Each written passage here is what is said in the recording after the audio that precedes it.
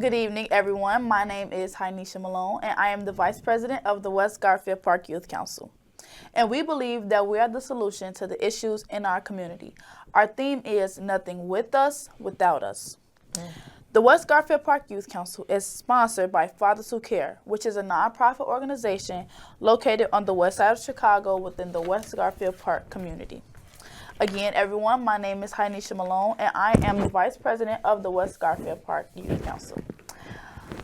The West Garfield Park Youth Council is comprised of young people from our community whose focus and concern is youth leadership and a voice within the community to reduce senseless violence and illegal substance use. We invite people from all over, especially young people, to come in and see what we are all about. Our show will be scheduled every Thursday at 7 p.m. Again, that is every Thursday at 7 p.m. We would like to encourage calls from people watching to leave their questions and comments at 312-738-1060. Again, that number is 312-738-1060.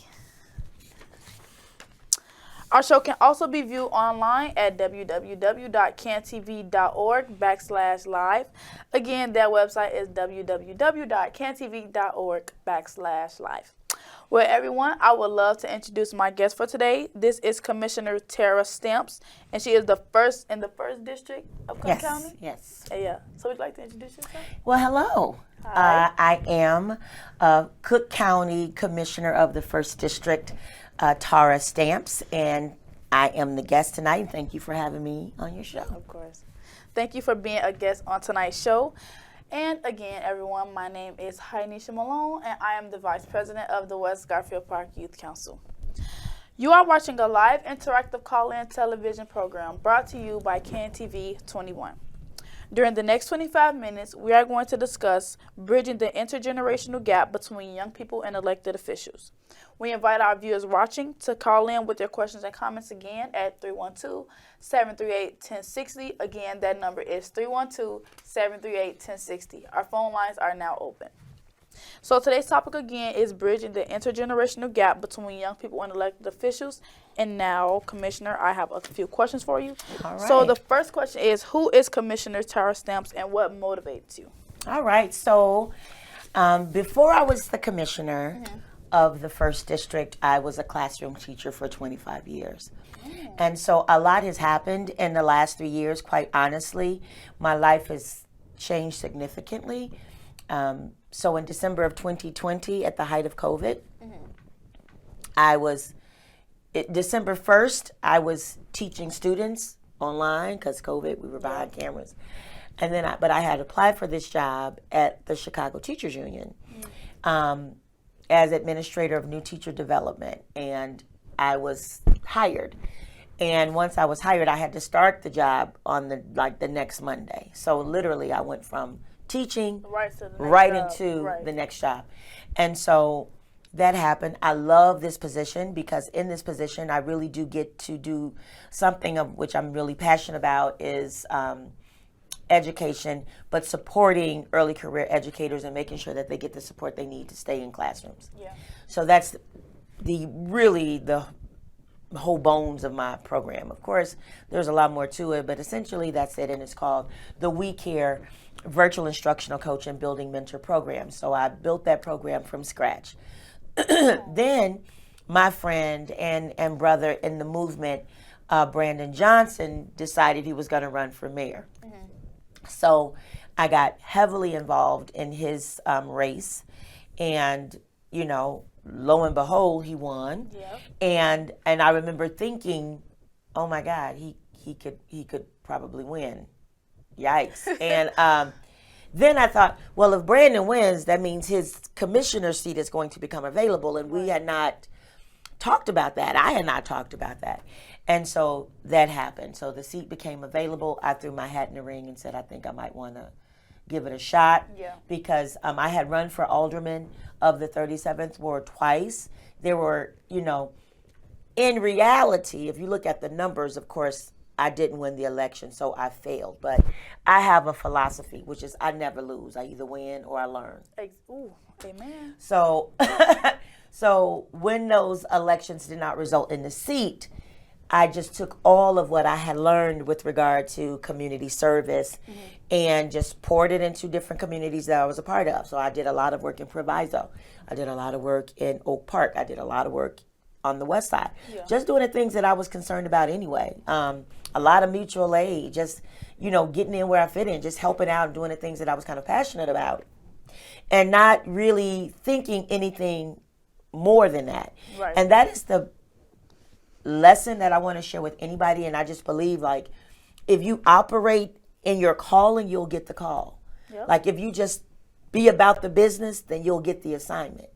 And so that's literally just kind of what happened. So once the opportunity came up, it turned out that the communities that I was working in were also the communities that comprised the first district. So it was really some real alignment there that I was very excited about. Right. But what excites me and what motivates me now as commissioner, what motivated me or what motivates me as administrator of new teacher development is the same thing that motivated me as a classroom teacher, and that's just my love of people. Yeah. And my love particularly of Black people, and my love of all people, and my love of young people, and being in a position to be an advocate. And I think more than anything else, when you get down to it, that's really what people need, right? Yes. So yes, students need a great teacher, but students also need that great teacher to be a real advocate for them. Exactly. So, our residents, they call them residents or constituents, I call them neighbors, need real good elected officials, but they need elected officials that's going to be really strong advocates for their needs. Exactly. And so that is the thing that keeps me motivated, the opportunity to really advocate on behalf of people. I love that. I have things to say, but I want to get to some of the questions first, and we can get to it later. Okay. So what does a Cook County Commissioner do? Now, this is the thing. I kind of knew when I started, and there's the broad strokes, so I'll give you the broad strokes. So the broad strokes is Cook County is the second largest county in the country. There are 5 million people that live in Cook County. Cook County is comprised, yes, of the city of Chicago, but also border counties or other municipalities. For us, those municipalities would be places like Oak Park or Maywood or Bellwood. So they're collar counties is what we call them. Other villages and municipalities that are oftentimes smaller than the big city of Chicago. Yeah. So Cook County controls the Cook County Jail, the Juvenile Detention Center, Cook County Hospital, Cook County Forest Preserve, which is the largest forest preserve in the country. We have 68,000 acres of forest preserve, which is land set aside, green spaces set aside. Yep, absolutely. The Botanic Gardens and Brookfield Zoo both sit on forest preserve land. The 68,000? They sit on a part of that 68,000. But on that 68,000 are also golf courses and tennis courts and campsites and picnic grounds and trails and hiking grounds and man-made lakes and man-made fishing ponds. So there's so much that Cook County offers that I think people in communities like ours, A, don't know that they exist, and B, because they don't know they exist, don't take advantage of. Exactly. So one of my goals in this capacity is to expand the knowledge base of what my residents, my friends, my neighbors in the first district know about the services that Cook County offers beyond just the jail, the hospital, juvenile detention, to all of these other services that they offer that we can actually plug people into. So those are the broad strokes. But inside of those broad strokes, there's the JAC, which is the Justice Advisory Council that does a lot of restorative justice practices, that works really exclusively with Sheriff Dart's office and juvenile detention to make sure that Cook County is doing everything that it can to demonstrate equity, to fight on behalf of poor people, to make sure that we're attacking gun violence and that we're putting our money where our mouth is when we say that we're want to end gun violence. So you also have the land bank, and the land bank is one of the departments within Cook County. So when you see these vacant lots and all of these like abandoned buildings, there's a place where all of that property gets warehoused that residents like you and I can go and bid on those properties so that we can put them back on the tax rolls for very little money. So not only do you have the opportunity to become a property owner, you also have the opportunity to reinvest in the county that you love so much, more often than not in the city. But I've seen people and met people who have built their businesses, in Broadview, built their businesses in Maywood, bought homes and rebuilt them, became property owners. So that's a big part of still the American dream, right? Yeah. And so the land bank offers you this opportunity. So that's a lot. That's just a couple of the little things that they do. The huge budget, we just passed a $9.3 billion budget, I believe. Actually, we didn't pass it, so I misspoke. We just had a hearing. Okay, hearing. On the budget, on the 2024 budget, and it is a $9 billion budget. The lion's share of that budget is Cook County Health. The second part of that budget, the second biggest chunk of that budget, goes to Cook County Sheriff and Court System. So all of that is connected. So you have Sheriff, DART, and all of the stuff that's connected to the court system and all of those fees. So that's a huge part of what Cook County does. Okay. So how can we as community stakeholders bridge the gap between young people and our elected officials? I'm going to tell you something.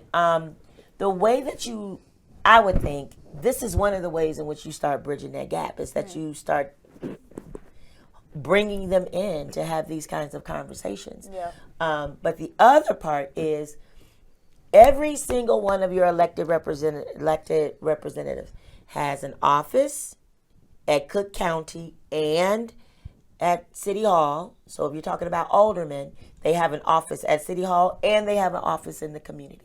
Cook County commissioners like myself, we have an office at Cook County and we have what is called a district office, which is an office in the community. My district office is at 6614 West North Avenue. Oh, and we'll be having our grand opening November 18th, right? And so you can actually schedule time to come in and meet with your elected officials. You can bring them your complaints. You can bring them your observations. You can say, listen, I know that you guys are having a budget hearing coming up. This is something I really want you to advocate for. One of the things that commissioners do is they write resolutions and pass ordinances. And so I just wrote my first resolution. It wasn't lofty. I'll talk a little bit about the one that my predecessor, Mayor Brandon Johnson, wrote and passed when he was commissioner. But a lot of people don't know that Percy Julian, who was a renowned scientist, lived in Oak Park. And he and his wife, of course, passed many years ago, but their daughter lives there, and the house has kind of fallen into disrepair. Where this is one of our African-American heroes, exactly. Percy Julian. And I wrote a resolution in support of the daughter being able to stay in her childhood home, and that the village assumes responsibility of the home once she passes and make it a museum. Right, so that we can go into that home of this renowned African American scientist, right. And treat his home as the national treasure that it is. Yep. So that was one of the resolutions that I passed. Now, I look forward to passing more resolutions that are got a lot more teeth. But as I say quite often, I've spent the last 25 years of my life being the teacher. And now I'm the student. The benefit is that I don't have a problem raising my hand. So I'm in the learning stages of how all this comes together. And I have some great mentors. Dennis Deere, Stanley Moore, Bill Lowry, and John Daly have been amazing mentors to me. Anthony Quesada has been amazing. So these are people who are already my fellow commissioners who have embraced me. One of my other, Monica, who's on the far, far, far south side in the Southlands, have embraced me, and we're all kind of learning together. Some of us are newer than others. Some are more seasoned, but it was like getting three brothers, and they have really poured into me. And so whenever I got questions about how to make something work, they are always available. So for anyone coming into it, you never stop needing mentors. And so since I'm in this new chapter in my life, I needed mentors, and they stepped right in to really coach me through this. That's amazing. I also wanted to touch on earlier when you talked about how you can't really lose or fail because it's like a learning opportunity. I feel like when a lot of people don't understand that, so when they in their mindset, when they feel like they fail at something, they don't try again, or when they feel like they tried to learn how to do something, or they tried to like grasp an idea and they lost touch about it, they didn't try to go do it again because they felt like, okay, like that's a bad area for me. They don't take that as a learning opportunity. I feel like that's one of the steps, and where like if we taught people that, they would be more in touch with what's going on around them, because when they feel like they're too lost or they don't understand, or when they were trying to get it told to them, like, you know how like elected officials, they try to tell people, oh, we have this and we have that. When they don't grasp it, or when they don't know how to go out and get it because they couldn't take the time to like listen and stuff like that, I feel like they lose that opportunity. And because they don't feel like, oh well, like they don't feel like it was a learning opportunity. They feel like since they didn't obtain the information, they just like okay, well, whatever. I heard what he said, but like I'm not going to address it, or I'm not going to acknowledge it, or try to put my best foot forward and try to actually go get it for myself. And then they just lose that. I feel like if we tell people like, okay, when we like, it's okay to ask questions. A lot of people don't want to ask questions, like you said, like you don't mind asking questions. A lot of people feel like when they try to ask questions, it's really like it's judgmental. Like, oh, I'm asking questions, and they feel like they should know this stuff already, or they don't want to ask questions because they don't want to say the wrong thing. I feel like if we instill in them like there's no such thing as like the wrong thing, or there's no such thing as saying something that's quote unquote like stupid. There's no such thing as like failure. There's no such thing as like doing the wrong thing, because it's like everybody is learning together. And it's like once they learn that, once they see that, okay, I'm learning instead of like I'm failing or I'm not understanding, then I feel like they'll be able to like take in more information and use more of the resources that everybody that's available have to offer. Yeah, absolutely. You're on the right track. But so because I taught school for 25 years, like I have a deep and abiding love for young people. And if you ever want to get on my bad side, like mistreat young people. Because if it's ever a choice, I'm riding with young people, and everybody know that. That's right, yeah. So everybody know that. So we just going to keep that plain. Let's lead with that. Tyra's going to always ride with young people. Now, that being said, what I'm hearing and what I think is necessary to do in this moment is that those of us who know have to meet this moment, and we have to begin to be intentional about teaching tenacity, teaching how to stick to a thing, how to doggedly stay with the task until you get the desired result. Yeah. And I think that we are not teaching and modeling persistence. Yeah. And we have a society that has made it okay to give up. When I was coming up, if I started a thing, I had to finish, whether I liked it or not. Right. That was just the rules of my mother. It's like, you started it, I gave you the autonomy, I gave you the opportunity to research it, you said this is what you wanted to do, you got to see it through. Right. I think that we live in a society that says, oh, it's like just add what, oh, I don't like that anymore, I quit, oh, I'm going to do something else. Yeah. And we got a attention span, through so much social media, quick media, yes, gaming, entertainment. Everything in our society is moving at a breaknecking pace. So the idea that you got to tarry with something, that you got to challenge yourself with something, that you got to struggle with it, it's that like, we're not building that muscle to give up, to see a thing through. Exactly. And I think you find that young people who do have that are young people who are involved in sports or other programs, because when you're involved in sports, that's why I think as a parent, if I could do it all over again, I didn't do it all, but if I would tell any young parent or any young mom, like, make sure you do several things with your child. Have them teach a sport, have them learn a sport, play an instrument, learn a language. And the reason I would say that is because those three disciplines will build the tenacity and the life skills you need for life, which is how to practice, how to build good sportsmanship, how to see a thing through, how to demonstrate excellence. And those are not just skills that you get and lose. Those are things that you build into your everyday life. Yeah. And so the reason that I'm saying we don't teach it, we don't model it, is because that's not something that as a young person you just get. You're not just born with that. So I think that in our school system, in our programs, we have to be very deliberate about teaching our young people how to be tenacious and how to cope. That's another thing I noticed. Our young people don't have good coping skills. They don't. They get disappointed really quickly. They get Yeah. angry really quickly.